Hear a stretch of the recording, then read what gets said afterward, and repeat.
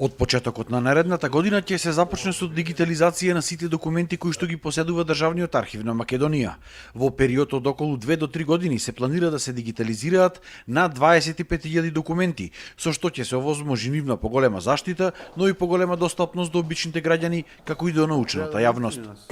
Секој документ е значаен за идентитетот на нашата земја, за секој е значаен за нашата историја, бидејќи Државниот архив е лична карта на самата држава, еден од главните столбови на нашата историја.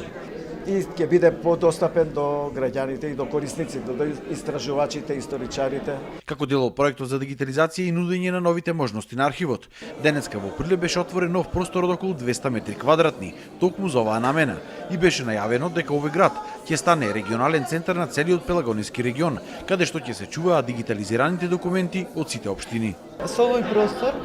ќе може да овозможи архивот трајно чување на архивски материјал од сите државни и јавни институции, приватни иматели по новиот закон кои ни се поприоритетни, исто така од приватни фондови на граѓаните кои се почести и свеста кај граѓаните веќе проработува, значи ни носат и приватни фондови. Дел од овие документи во Прилеп од 2015 година може да се видат во постојаната поставка која што е отворена секој ден, а најстариот пишан документ е од 1787 година.